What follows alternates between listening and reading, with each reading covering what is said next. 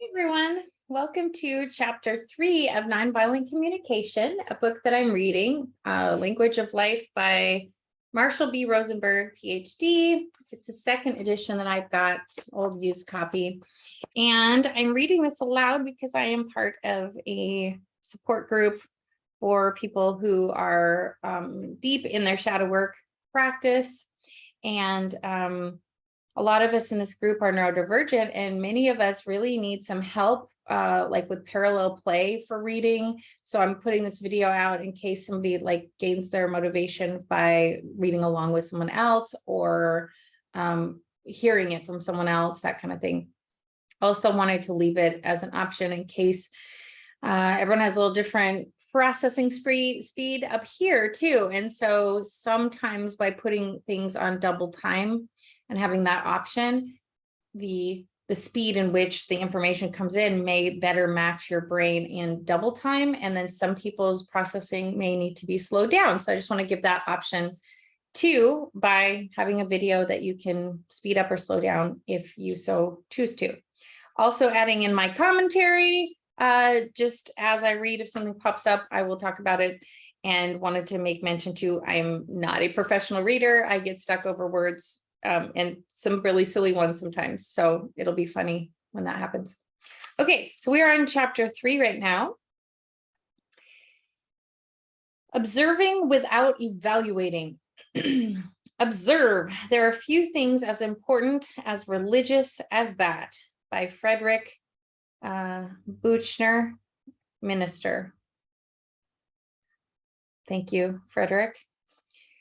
And this here, it looks like it's kind of like a poem or writing like that by Marshall Rosenberg himself that says this: I can handle your telling me what I did or didn't do, and I can handle your interpretations, but please don't mix the two. If you want to confuse any issue, I can tell you how to do it.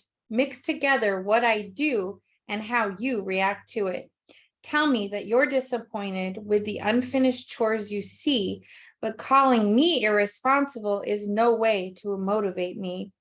And tell me that you're feeling hurt when I say no to your advances, but calling me a frigid man won't increase your future chances. Yes, I can handle your telling me what I did or didn't do, and I can handle your interpretations, but please don't mix the two. Very good, Marshall. That's cute. The first component of nonviolent communication entails the separation of observation from evaluation. We need to clearly observe what we are seeing, hearing, or touching that is affecting our sense of well-being without mixing in any evaluation. Observations are an important element in NVC, where we wish to clearly and honestly express how we are to another person. When we combine observation with evaluation, however, we decrease the likelihood that others will hear our intended message. Instead, they're apt to hear only the criticism and thus resist what we're saying. Raise your hand if that's happened to you, right? My gosh, totally. NVC does not mandate that we remain completely objective and refrain from evaluating, of course. It only requires that we maintain a separation between our observations and our evaluations. NVC is a process language that discourages static generalizations. Instead, evaluations are to be based on observations specific to time and context. Semanticist Wendell Johnson pointed out that we create many problems for ourselves by using static language to express or capture a reality that is ever changing. Our language is an imperfect instrument created by ancient and ignorant men. It is an animalistic language that invites us to talk about stability and constants, about similarities and normal and kinds, about magical transformations, quick cures, simple problems, and final solutions. Yet the world that we try to symbolize with this language is a world of process, change, differences, dimensions, functions, relationships, growths, interactions, developing, learning, coping, complexity. And the mismatch of our ever-changing world and our relatively static language forms is part of our problem. A colleague of mine, Ruth Biebermeyer, contrasts static and processed language in a song that illustrates the difference between evaluation and observation. We've got another thing here by Ruth Biebermeyer, who must be really good friends with Marshall. I'm glad that he's lifting up voices of his friends. That's cool. And then there's a little gray area in here that has a note that says, when we combine observation with evaluation, people are apt to hear the criticism. And here's Ruth's poem. I've never seen a lazy man. I've seen a man who never ran while I watched him, and I've seen a man who sometimes slept between lunch and dinner and who'd stay at home upon a rainy day, but he was not a lazy man. Before you call me crazy, think, was he a lazy man, or did he just do things we label lazy? I've never seen a stupid kid. I've seen a kid who sometimes did the things that I didn't understand or things in ways I hadn't planned. I've seen a kid who hadn't seen the same places where I had been, but if he was not a stupid kid. Before you call him stupid, think, was he a stupid kid, or did he just know different things than you did? I've looked as hard as I could look, but I never seen a cook. I saw a person who combined ingredients on which we dined, a person who turned on the heat and watched the stove that cooked the meat. I saw those things, but not a cook. Tell me, when you're looking, is it a cook that you see, or is it someone doing things that we call cooking? What some of us call lazy, some of us call tired or easygoing. What some of us call stupid, some just call a different knowing. So I've come to the conclusion it will save us all confusion if we don't mix up what we can see with what is our opinion, because you may, I want to say also, I know that that's only my opinion. While the effects of negative labels such as lazy and stupid may be more obvious than a positive or an apparently neutral label such as cook, limits our perception of the totality of another person's being. The highest form of human intelligence is this next title. The Indian philosopher J. Krishnamurti once remarked that observing without evaluating is the highest form of human intelligence. Oh, I love that. Observing without evaluating is the highest form of human intelligence. Ah, love this. When I first read this statement, the thought, what nonsense, shot through my mind before I realized that I had just made an evaluation. Oh, that's funny. For most of us, it is difficult to make observations of people and their behavior that are free of judgment, criticism, or other forms of analysis. So if you're seeing this and going, oh my God, okay, kind of like makes sense, but I have been completely programmed to do nothing but evaluate and judge and criticize all day long and share my opinion. Yeah, me too. That's why we're doing it. And that's why we're doing it together, so that we can help each other along the way. And we don't have to be perfect. We just have to know what we're aiming for and do better when we can remember to do better, and not beat each other up when we're not. And just keep our eyes on our own paper, right? Okay. Love that though. The highest form of human observing without evaluating is the highest form of human intelligence. When I first read this statement, I thought, what nonsense. And that was because of the evaluation they were doing. For most of us, it's difficult to make observations of people and their behavior that are free of judgment, criticism, or other forms of analysis. I became acutely aware of this difficulty while working with an elementary school where the staff and principal often reported communication difficulties. The district superintendent had requested that I help them resolve the conflict. First, I was to confer with the staff, and then with the staff and principal together. I opened the meeting by asking the staff, what is the principal doing that conflicts with your needs? He has a big mouth, came the swift response. My question called for an observation, but while big mouth gave me information on how this teacher was evaluated the principal, or how this teacher evaluated the principal, it failed to describe what the principal said or did that led to the teacher's interpretation that he had a big mouth. When I pointed this out, a second teacher offered, I know what he means. The principal talks too much. Instead of an observation of the principal's behavior, this was also an evaluation. Instead of a clear observation, rather, of the principal's behavior, this was an evaluation of how much the principal had talked. A third teacher then declared, he thinks only he has anything worth saying. I explained that inferring what another person is thinking is not the same as observing his behavior. So see, that they were assuming that he's thinking that he has more and better things to say than the other people, but that's only assumption because you don't actually know what he's thinking. Maybe he's neurodivergent and doing an info dump or something like that, right?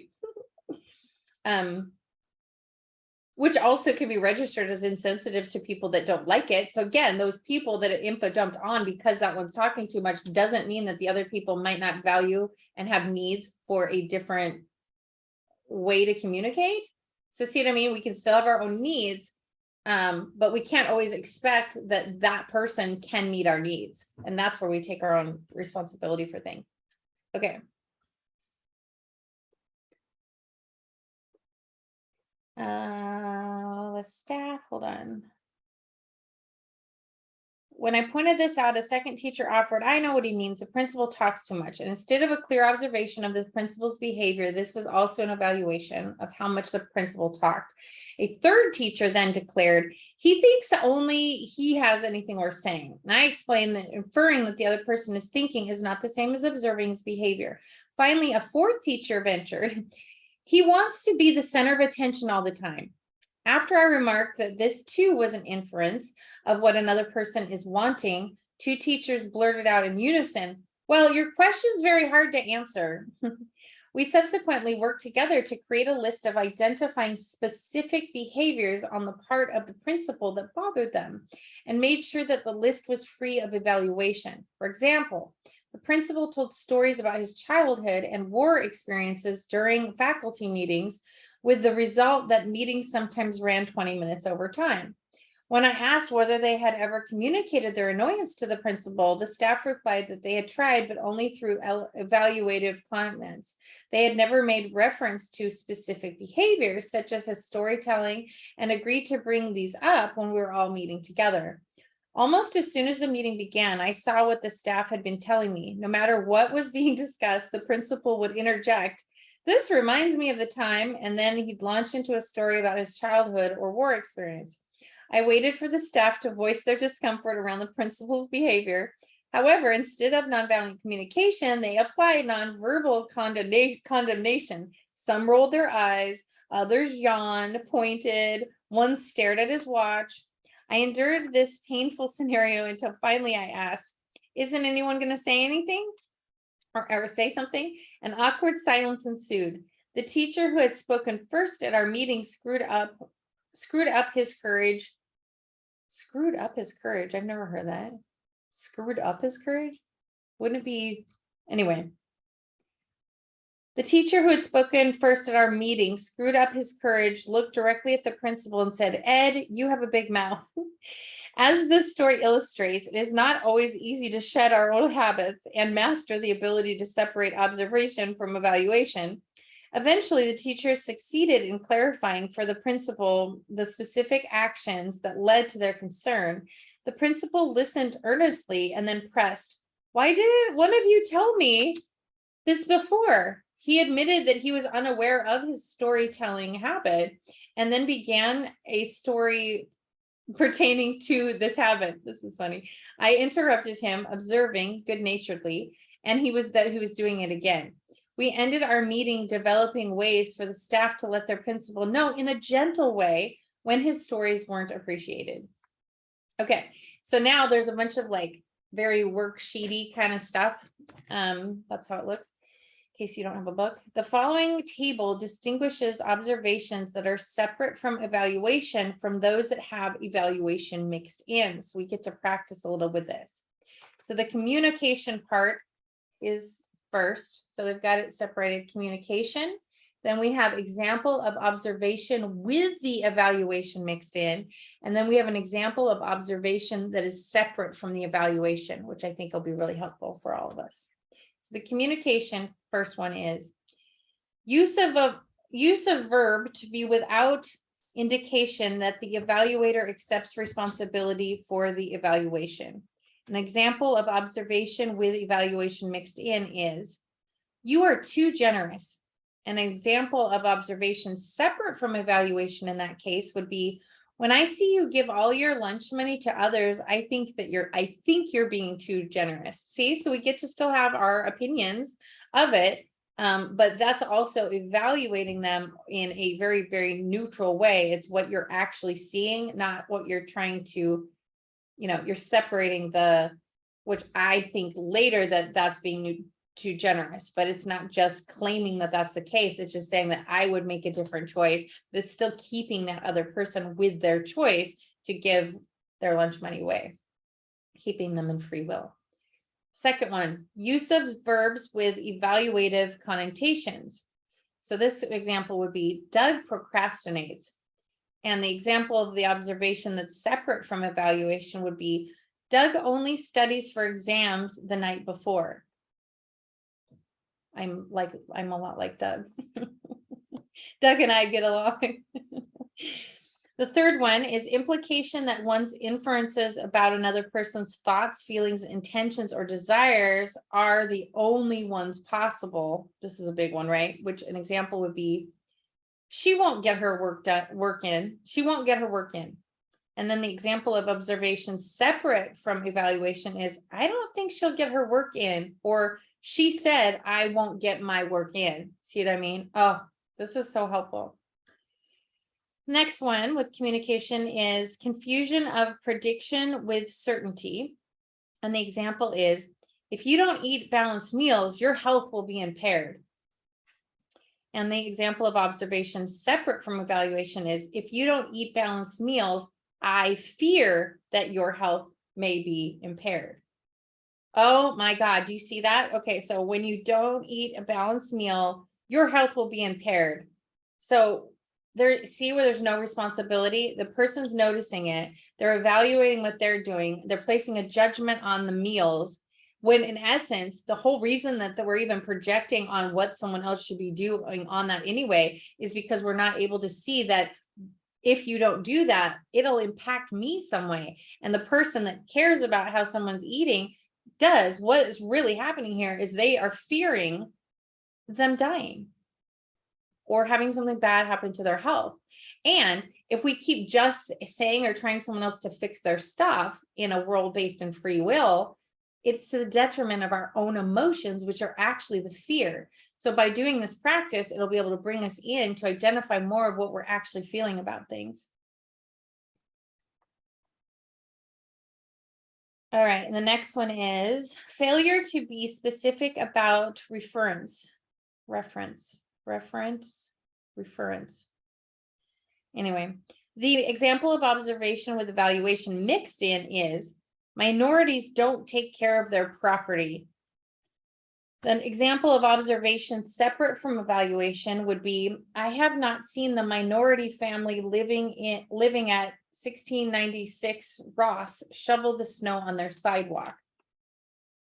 I would take this another thing further, and is it even necessary that we need to say that it's a minority family? Couldn't we just say that the family living at 1679 Ross doesn't shovel, or haven't seen them shovel their snow on their sidewalk? Maybe another edition has corrected that, but anyway, I guess,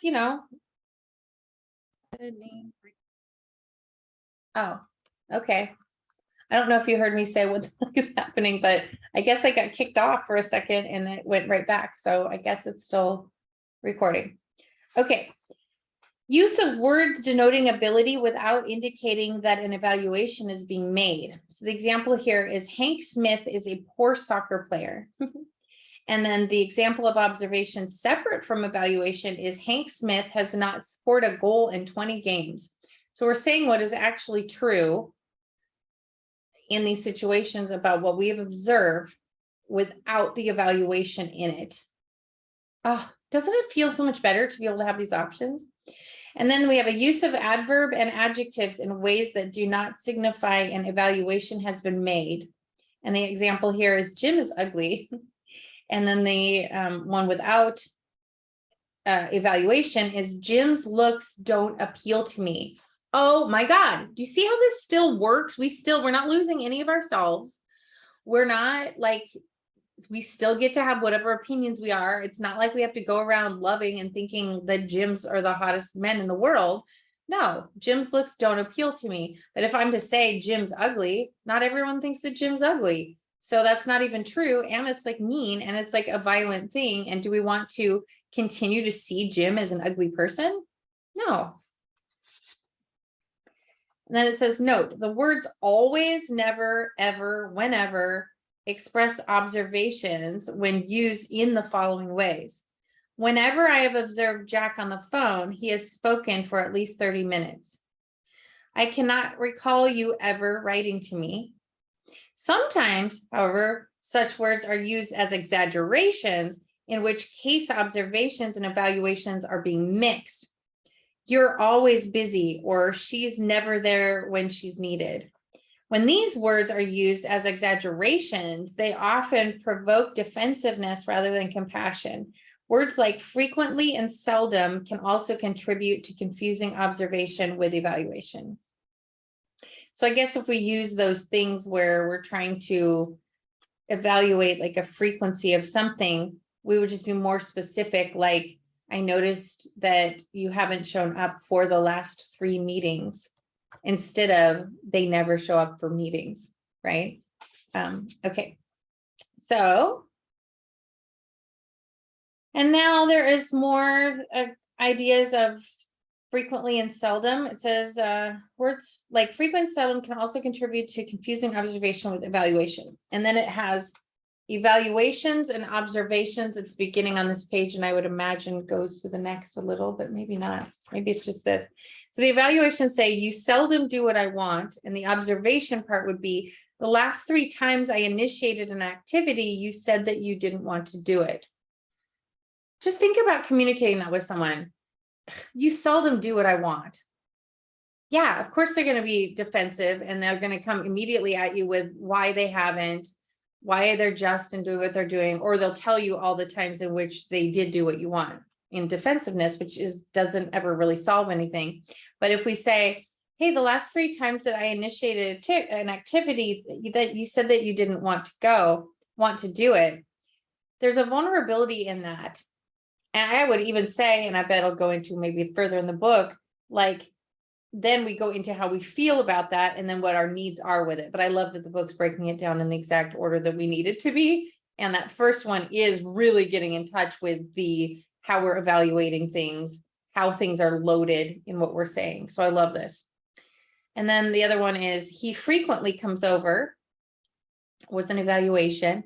And then the observation that's a little more true is he comes over at least 3 times a week. But not as loaded. Summary for this. The first component of nonviolent NVC entails the separation of observation from evaluation. When we combine observation with evaluation, others are apt to hear criticism and resist what we're saying, just like what I said there. NVC is a process language that discourages static generalizations. Instead, observations are to be made more specific to time and context, e.g., Hank Smith has not scored a goal in 20 games, rather than Hank Smith is a poor soccer player. He sucks. NVC in action. The most arrogant speaker we've ever had. This dialogue occurred during a workshop I was conducting. About a half an hour into my presentation, I paused to invite reactions from the participants. One of them raised a hand and declared, "You're the most arrogant speaker we've ever had." I have several options open to me when people address me this way. One option is to take the message personally. I know I am doing this when I have a strong urge to either grovel, defend myself, or make excuses. Another option, for which I am well rehearsed, is to attack the other person for what I perceive is their attack upon me.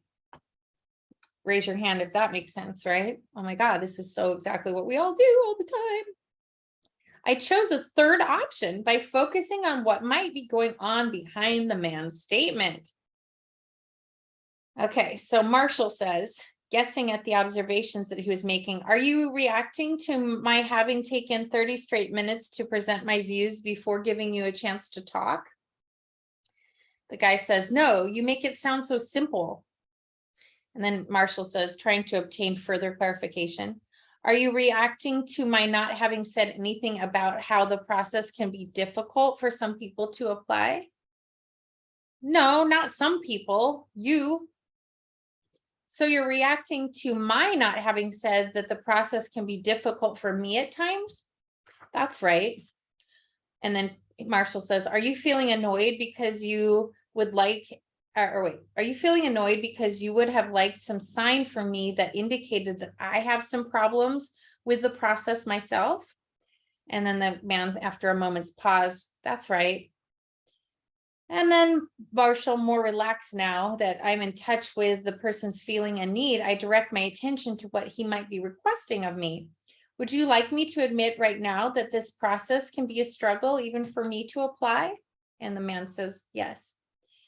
Having gotten clear on his observation, feeling, need, and request, I check inside myself to see if I'm willing to do as he requests. See how we were talking earlier about how just because there's a request and a need doesn't mean that every one of us is meant to fulfill that need or can fulfill the need. So I love that he said that. And then he obliges by saying, yes, this process is often difficult for me. As we continue with the workshop, you'll probably hear me describe several incidents where I've struggled or completely lost touch with this process, this consciousness that I'm presenting here to you. But what keeps me in the struggle are the close connections to other people that happen when I do stay in the process. Yeah, that's a heavy one to do, is to be called out for that kind of thing publicly. But it's cool to see examples of like how that might be happening and how to handle it. I just love this book. Okay, and then there's an exercise. Exercise 1, observation or evaluation. We get to play this together. To determine your proficiency at discerning between observations and evaluations, complete the following exercise. Circle the number in front of any statement that is an observation only with no evaluation mixed in. The first one is, John was angry with me yesterday for no reason. Okay, so I guess we can do this together. John was angry for me yesterday for no reason. Well, to me, without reading ahead, it feels like there's definitely an evaluation in it. Because for one, they're jumping to the idea that it's for no reason. They're jumping to the idea that John's even angry without him knowing. It could be more of an idea of like, I'm noticing like, what are the things about his that seem like we're thinking that John is angry? Do you see what I mean? So to me, this feels very much like evaluation and not observation. So let's see what the key says. Number 1, if you circle this number, we're not in agreement. I consider for no reason to be an evaluation. Furthermore, I consider it an evaluation to infer that John was angry. He might have been feeling hurt, scared, sad, or something else. Examples of observations without evaluation might be, John told me he was angry, or John pounded his fist on the table. Because see, you're seeing that happen. And then you can see it and you're gonna be like, oh, I noticed you pounding your fist on the table. Are you feeling angry? So we got to clarify that kind of stuff. Okay. The second one, yesterday evening, Nancy bit her fingernails while watching television. Okay. So again, I haven't read ahead, but to me, that's a definite time. The person was observing that yesterday evening, Nancy was there and they noticed her biting her fingernails while she was watching television. To me, that is an observation, but let's see what it says. Number 2, if we circle this number, we're in agreement that an observation was expressed without being mixed together with an evaluation. Good, we're doing great. Good job. Number 3, let's read it first. Sam didn't ask for my opinion during the meeting. To me, that looks like, yeah, it feels like an observation because there's no part of it saying like that bastard or he should have or he shouldn't have or that he's bad or good for doing it. It's just simply saying he didn't ask for my opinion during the meeting. So let's read this. If you circled this number, we're in agreement that an observation was expressed without being mixed together with an evaluation. Perfect. 3 for 3. Nice. Number 4. My father is a good man. Well, I don't need to go for it. Like, does everyone think your father's a good man? Or is that maybe an evaluation? Number 4, the answer says, if you circle this number, we're not in agreement. I consider good man to be an evaluation. An observation without evaluation might be, for the last 25 years, my father has given 1/10 of his salary to charity. So I love that the book here is giving an idea of like how we can even like express that we think he's a good man. It's not that we have to repress it because it's an evaluation and we're not supposed to be doing valuations. It's just, it's about our self-ownership, because if we're saying the facts about what we're noticing, and if we can also say, and that's something I value. So like, in other words, last 25 years, my dad's given 1/10 of his salary to charity. I really value people who give to charities, and therefore I think that my dad is a good man. See, you can still have your own opinions in this. I love that. Okay. Number 5, Janice works too much. There's an evaluation in there. If you circle this number, we're not in agreement. I consider too much to be an evaluation. An observation without evaluation might be, Janice has spent over 60 hours at the office this week. And then again, if we want to add in our opinion, it could be, Janice has spent over 60 hours at the office this week. I personally can't work more than 40 without being really tired. Whew. I think that Janice is working too much. See, so that's taking full responsibility for what we think and believe and what our own values are and how we feel about it. But it's also, not forcing someone else to see Janice also in a terrible light, because maybe they're working 70 hours and then they'll take that personally too. Instead, this whole time when I'm talking about what I feel about her work schedule, I'm just stating my values, I'm stating my own opinion, and I'm saying, and I'm still keeping the truth of what is being observed that we can all agree on, because nobody, including Janet, can dispute that she's worked over 60 hours in the office that week.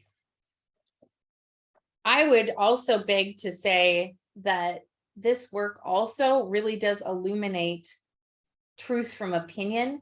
And if we take it in the spiritual direction too, there's a lot of things that are REAL, which are, I am holding a pen. I mean, even the pen part might be up for question, but like I'm holding something I can write with in my hand, right? And so, and at this slide in time on July 9th at 4:08 p.m. on a Saturday, Jenna Lemire was holding a pen in her hand. That truth is always true.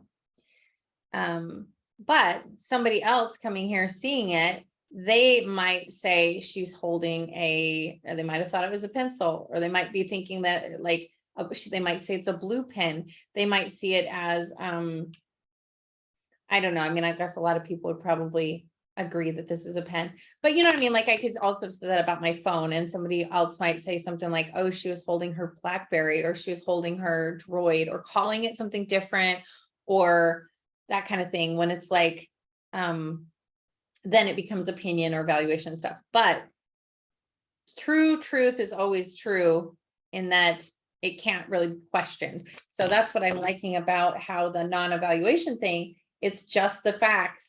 And it does seem like you can say just the facts in a way that also is compassionate without it just seeming like you're a robot devoid of like your own opinions or values and all that kind of stuff too. Okay, the next one here is Henry is aggressive. Well, obviously that is evaluation. And they're saying here, if you circled this number, we're not in agreement. I consider aggressive to be an evaluation. An observation without evaluation might be, Henry hit his sister when she switched the television channel. Yeah, there you go. So he's just saying what actually happened. And then this is good too, because when you say Henry's aggressive, it locks Henry into sort of always being aggressive. And it gives people a frame to put on Henry, whereas Henry might have it might have been the only time that Henry ever even hit somebody. So by labeling him aggressive, it's putting on like this permanent label on something that might have been just a really fluky thing that he very much regrets and probably will never do again. See what I mean?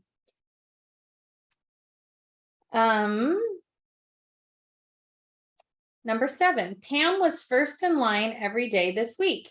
Well, that sounds like an observation to me. If you've circled this number, we're in agreement that an observation was expressed without being mixed together with an evaluation. Number 7, my son often doesn't brush his teeth. Okay, so this one feels like a little trickier one because it still feels like it has an evaluation because it doesn't have like the specific amounts. Let's see what they say. What is it? Number 8. If you circle this, we're not in agreement. I consider often, yep, there we go, to be an evaluation. An observation without evaluation might be twice this week, my son didn't brush his teeth before going to bed.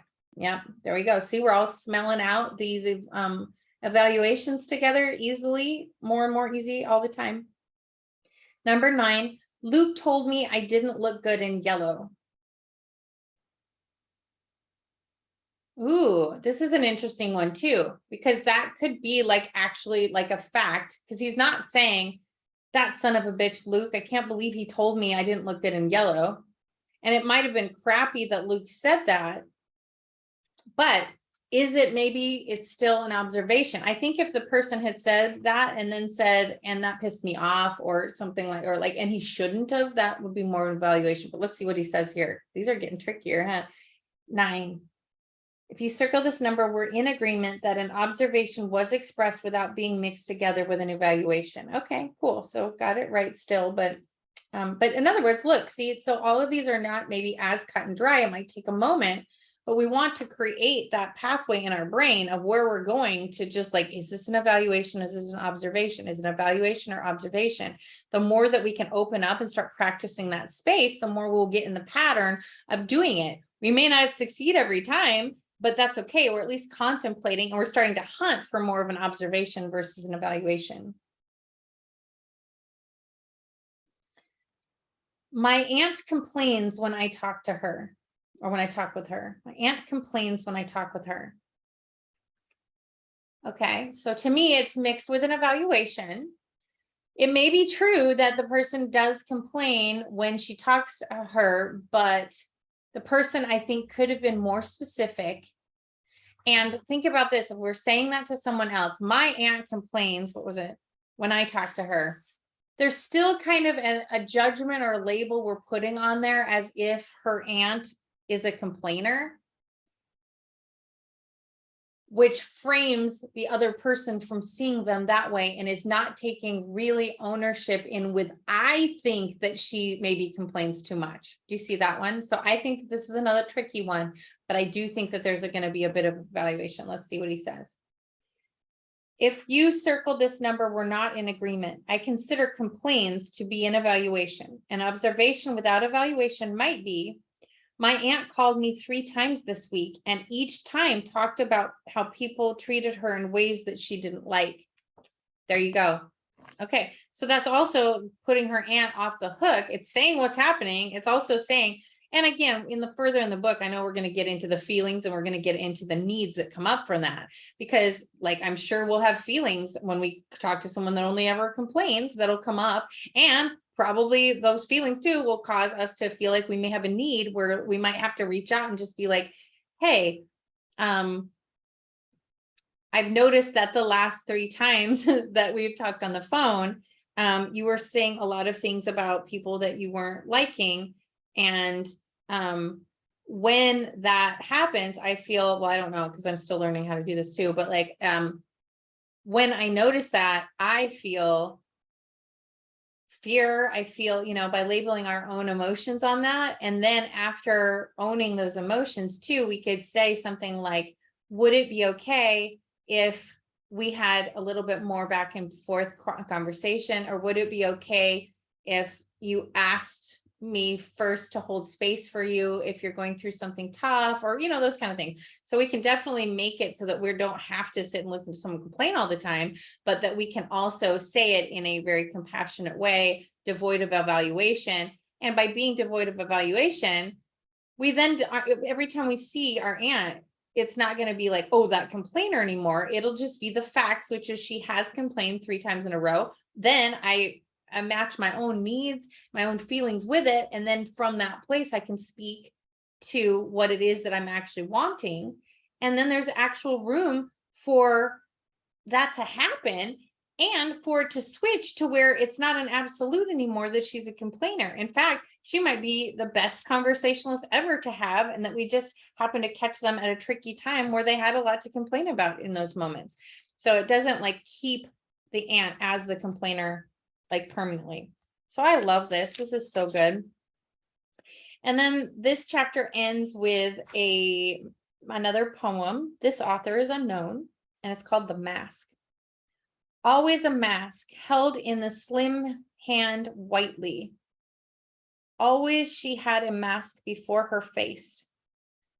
Truly the wrist, holding it lightly, fitted the task. Sometimes, however, there was a shiver, fingertip quiver, ever so slightly holding the mask.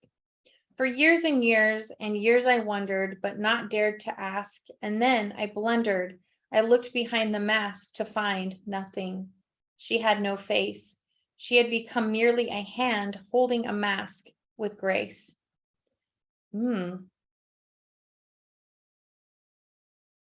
That's interesting. I have an issue with held in the slim hand whitely. Whitely, what does that mean? Is this an old poem? And I have a personal trigger on this, just because I'm so aware of deep racism in my family line. They had a green store that slogan was the green store where we treat you white. And then there was saying sometimes where our family would say stuff like, oh, that's very or mighty white of you.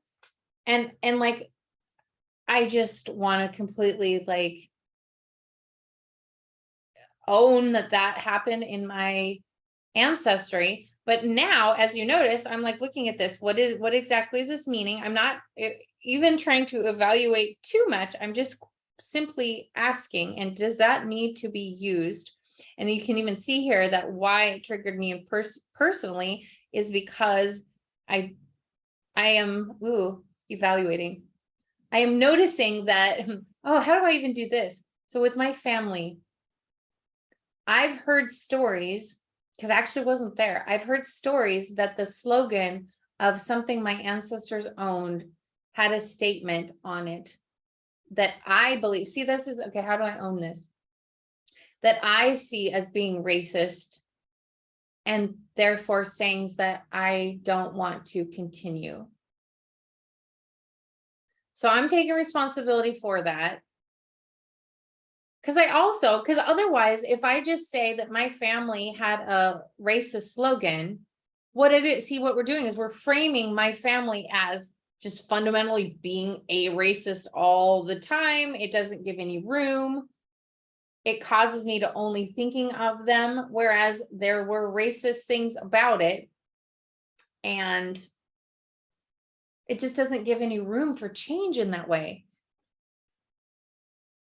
But you also want to be aware of, even calling people racists is static. It keeps them there. Just noticing that now. But I also see a value in definitely being able to talk about racism. But if we're poking it on just like calling people a name, we need to be more specific, I think, about these things. Like here, I noticed that you said held in the slim hand whitely. They weren't talking about that their hand, they happened to be of Caucasian descent and that their hand was slim and white. That's just, to me, a fact. But the idea that they could held in their mask whitely, does that mean that their mask was white? Anyway, nonetheless, I'm glad that got to come out, because now I got to sort of think, am I adding evaluation or observation into even my past family? And how am I holding them? If I'm holding them statically as being racist, then there's no movement in that. I want to believe that they had like really crappy programming, and then we're living in a lot of fear and ignorance. And that if they today, from wherever they are hearing me now talk about this, that they'd be like, oh my God, that's horrible. We didn't know how damaging that was, and that they would make different choices. They didn't have this book, right? Anyway, okay. So that went in a totally different direction than I thought, but that is now the end of chapter 3. And then in a couple more weeks, we're having another book club meeting where we're going to go over the next chapter. So I'm going to give this a break for now, and I will probably end up doing the next few chapters again. So just get through these now, and I will see you for chapter 4 in a couple weeks. All right. Take care. Thanks for being here with me. And let's have fun looking at observations instead of evaluations, and beginning our nonviolent communication journey together. It is okay that it's new. It's okay if it feels daunting. It's okay to get it wrong, whatever, because we're all just doing it together to become more compassionate. Okay, love you all. Thanks for listening along. Bye.